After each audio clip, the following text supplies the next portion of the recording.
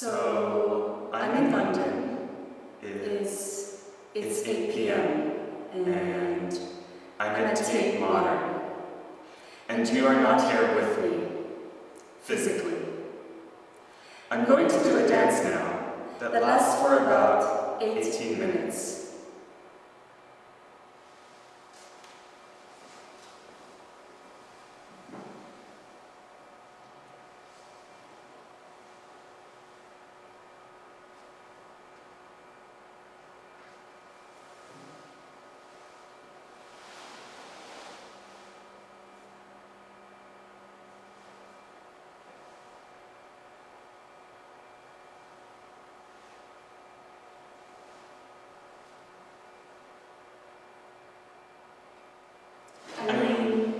The first one that comes to my mind is from that book I just read by, what's his name?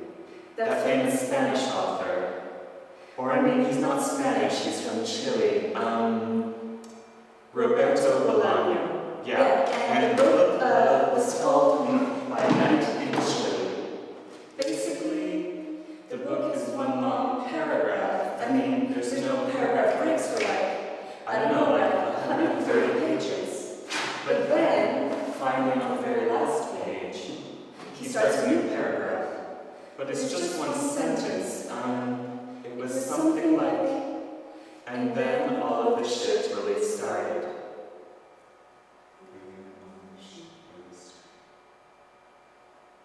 Yeah. I mean, I think this is a really good ending. Because, it's like it's suggesting something kind of mysterious, like, I don't know, what is this shit that he's talking about? Like, it hasn't been referenced anywhere earlier in the book, and then all of a sudden, the shit starts and like, what's gonna happen, you know? I have no idea. And I think it's also kind of nice how, like, he finally drops a straight of thought, like, finally at the end, there's this new paragraph with a new idea that has nothing to do with anything that came before. But then, the book, it just ends after that new idea is introduced.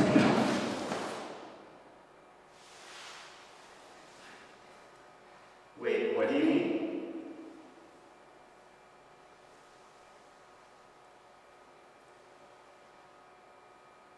Yeah, but I didn't say anything about the story. I was just talking about, you know, the structure. Okay. Wait, but, I mean, how do you really know if something's a good ending then? If it's just like an ending completely in a void, I mean, don't you need to know something about what came before? Like, what is it an ending to?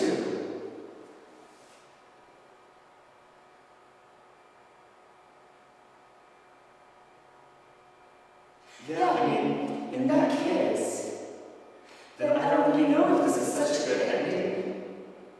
And then the shit really started. I mean, if I just think about that sentence all by itself as an ending to something, it's kind of like generic-y a bit.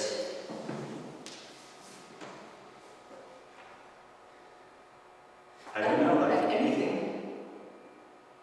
I mean, what if we take this newspaper, like, okay, in this article it says, in Missouri, Santorum defeated Romney by more than 2-1, with Paul as in third. In Minnesota, Santorum also held a double-digit lead. Paul was second, Romney third. What? I mean, they should have, like, used a chart or something. It's just like a list of numbers. I can't even really follow what I just said.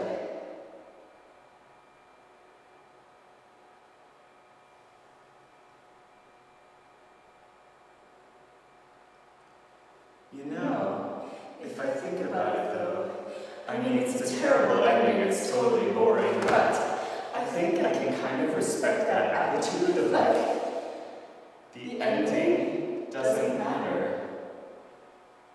Yeah, the ending is just like, okay, I'm fulfilling my function of giving you information, and when my work limit runs out, then that's it. I mean, I don't know, when you're making something, there's so much pressure about how it's gonna end. Like, the end is the most important part of the piece. But here it's just like, okay, the end is just completely equal to every other part of the article. It doesn't have like any special importance or anything. It's a little Cunningham-esque, actually. I kind of like that. I mean, I think I can kind of like use this attitude more. Like, I don't know if this relates, but sometimes, right before I go to bed, I feel like, I don't know, like I have to have a really awesome last moment before I fall asleep, like the perfect last moment. You know, I can't just watch something stupid on the internet and then go straight to bed. Like first, I have to read a few pages of my great book and then turn off the lights. Like I have this classical image of how a good day is supposed to end. And I think it's kind of stupid, like I think I'm asleep over it actually. I mean, yeah, like I need to be more like, what if the ending of my day doesn't matter so much? Like I don't need to give it so much specialness.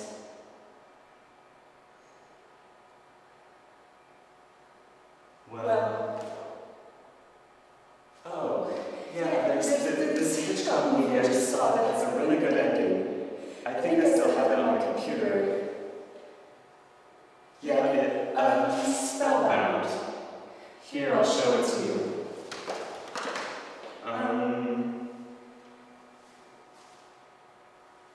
Yeah.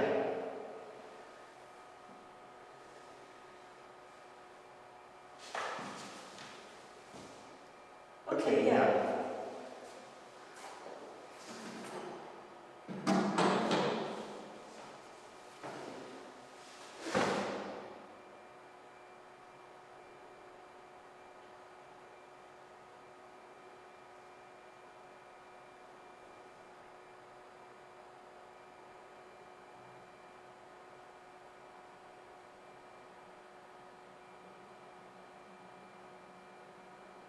Okay. That's not the real ending, like, see, after that there's this little, like, denouement where they're kissing, blah, blah, so happy. Oh yeah, and then it says exit music. That's kind of funny. But yeah, I prefer to imagine that there's just that gunshot, and then it goes straight to exit music. That'd be a good ending. Well, I don't know. I mean, maybe it's actually better at the beginning.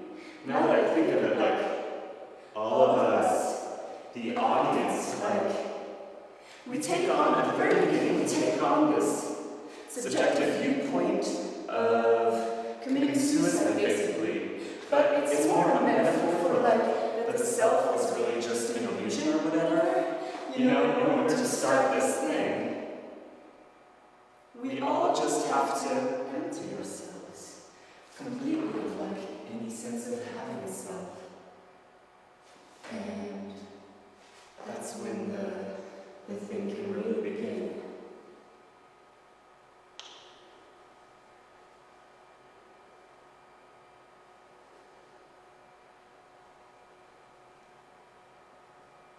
Well, I don't know. What about in music? Like, what's a good song ending? Oh yeah, there's this Sonic Youth album I was listening to a lot. Sister. And I love the ending of the album, the last song, Will You Let Me Find It.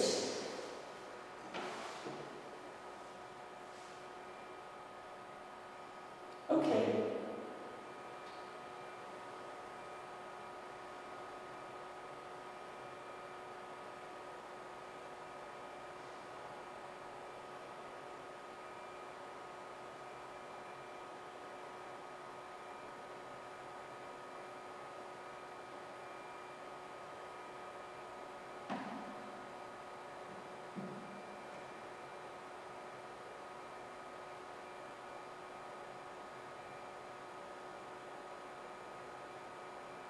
Yeah, I mean, there's that crazy scream, and then after it's that church bell sound in the background, but somehow it doesn't feel like it's a reference to church bells.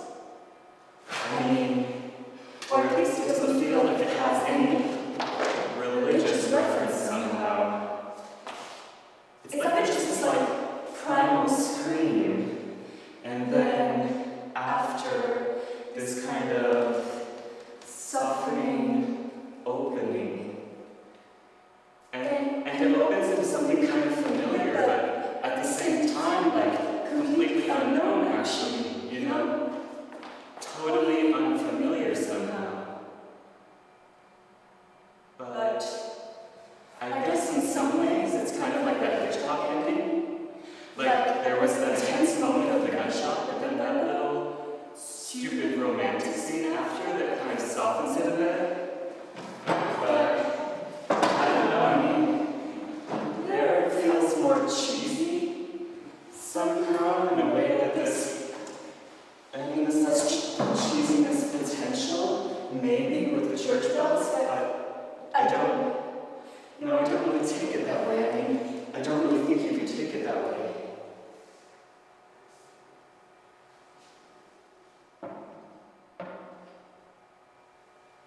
I don't know.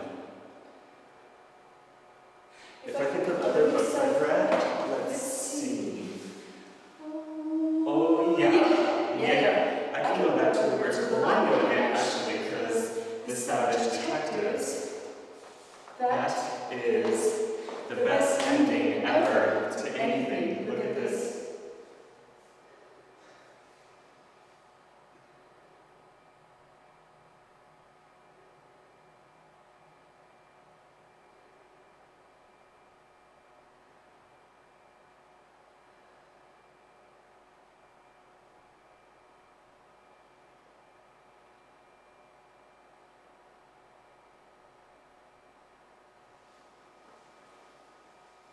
Yeah, again, it's the sense of an ending that actually feels like an opening. It's like the book opens on into my life. Like the window is a frame, and the book is a frame. And when I finish reading the book, there's something outside the frame. It's like the frame dissolves, the frame of the book dissolves. And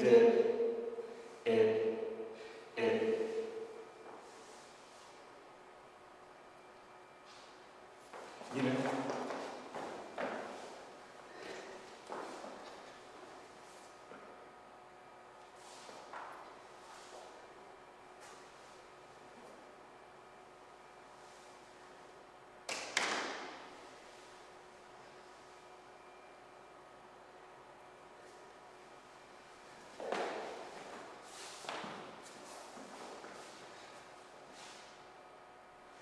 when I was younger, my family was in the Seventh-day Adventist Church, and they have this crazy history that, like, in the 1800s or something, they predicted the end of the world. And everyone was really excited about it. Like, they were excited that God's kingdom would come, but they were, like, really specific about it, like, someone in the church had interpreted scripture correctly, and it had revealed that the world would end on, I don't remember, June 26, 1838, for example. I mean, probably not that day, but like some really specific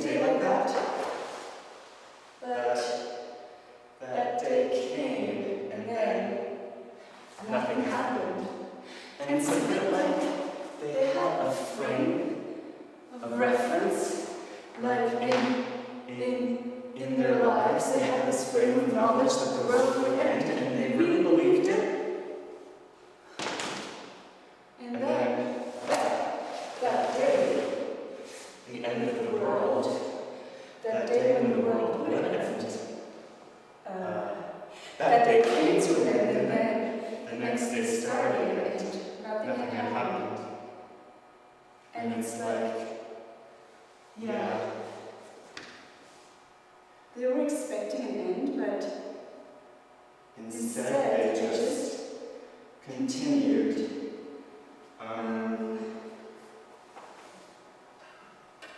What's it like for the experience to continue after it has supposedly ended? I don't know. Maybe that doesn't relate to what I was talking about. But anyway,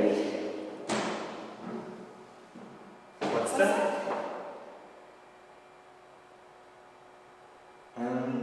Well, I don't know. Oh yeah, I think Kafka also has some really good endings, actually.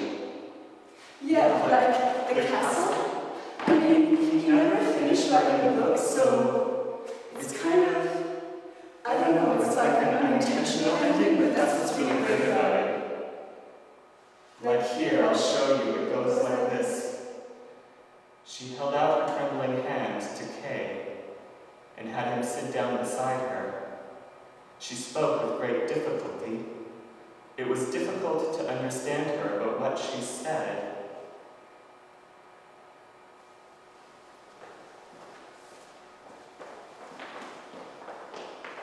That's it. I mean, yeah. I guess I'm not so sure about it, as an ending all by itself. It's maybe lacking, but when you come to it at the end of the book, there's something, funny about it.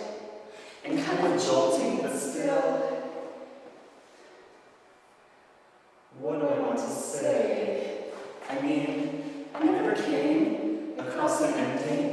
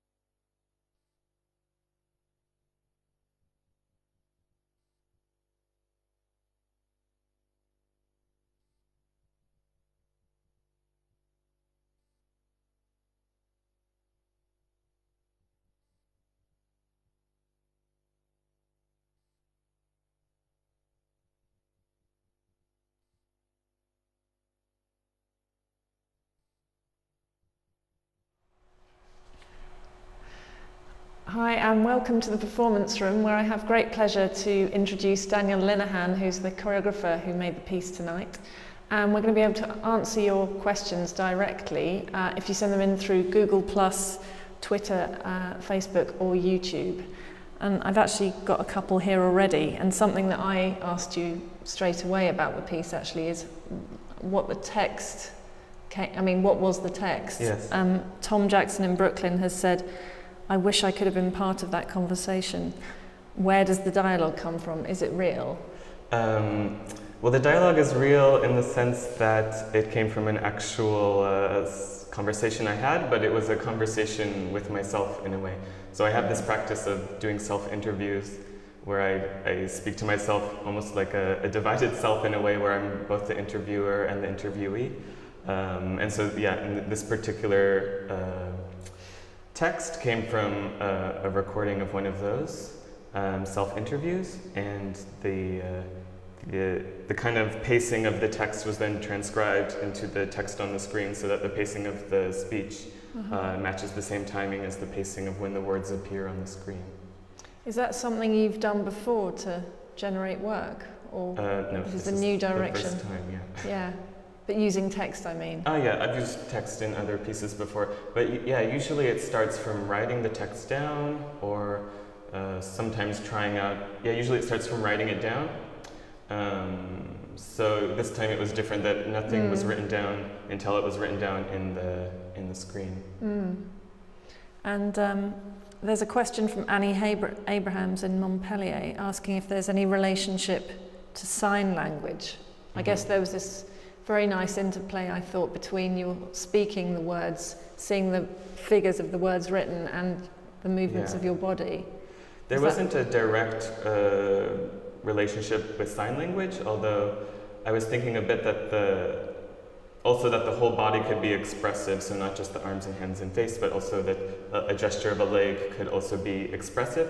But part of what we were expressing is the rhythm of the speech itself. So it's not that each word has a correlate in the kind of movement we do, but it's more the rhythm of how that word is said influences the rhythm of our movement. So that later on, if it's the same word but in a different rhythm, then it's a different movement.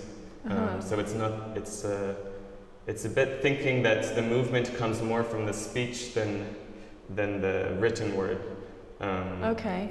Like that's interesting. In the written word, the intonation and pattern more than. Because in speech there's different pitch that has a different meaning, and there's different rate of change that also influences kind of how the conversation is going and how the meaning of the speech is received. So it was more dealing a bit with this tempo and intonation, translating that into movement, rather than that a certain word would have a specific sign or movement that would go along with it. And did you have some kind of vocabulary of movement or gestures established in advance? No, it's I developed the movement vocabulary by starting from the beginning. I started correlating the movement to the rhythm of the speech, and also sometimes doing counterpoints. So when there's silent in the speech, that's when I would move, and then when I start speaking, then I do stillness. So the relationship was a bit fluid in terms of how I would counterpoint the movement and the speech.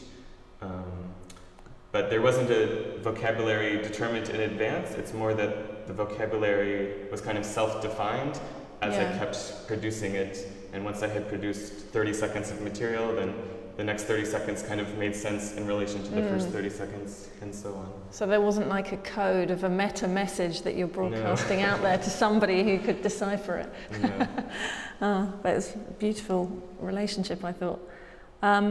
There's a question from Ernesto in Miami, in the USA. Would you consider this a global artwork on account of it kind of being distributed worldwide by the web?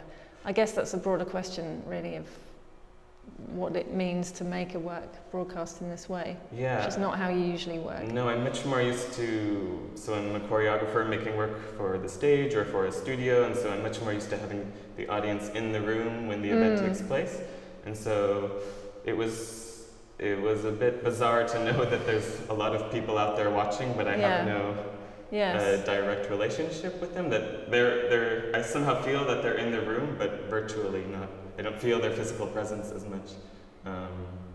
But in relation to this question, I imagine that the fact that different people can watch this live performance in very different geographical locations at the exact same moment somehow makes it so that the audience can be larger than just performing in a certain city and having people from that city come to that particular performance, but that there can be a larger global audience.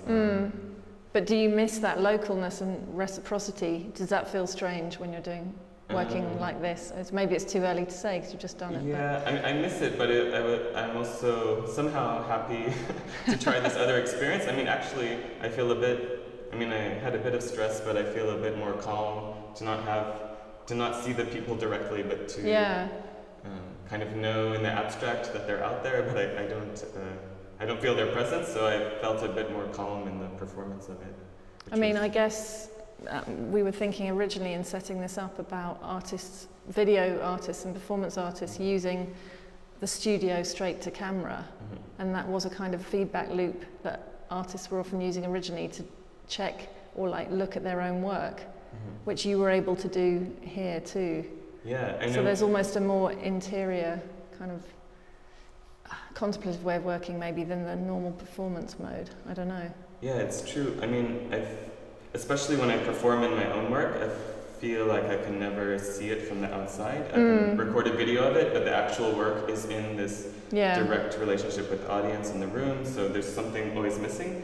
Whereas here, I know I'm building it for this live webcast, so somehow I feel like I can already see what the work will be from the outside, even as I'm inside the work itself, which is new for me. Yeah, that makes sense.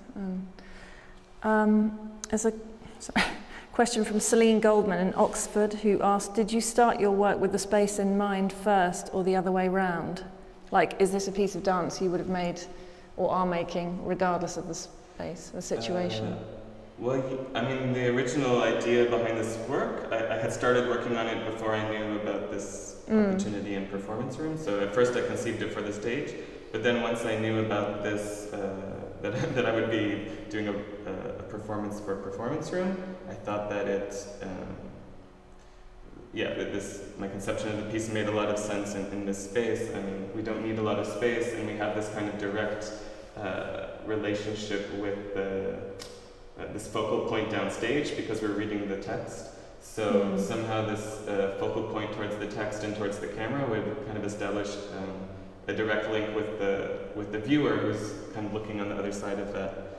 And I felt like it somehow had a resemblance to a testimonial on YouTube or something where people are speaking directly to the camera, but twisted in a different way, where the speech is also accompanied by this movement, and that it's also doubled by another person.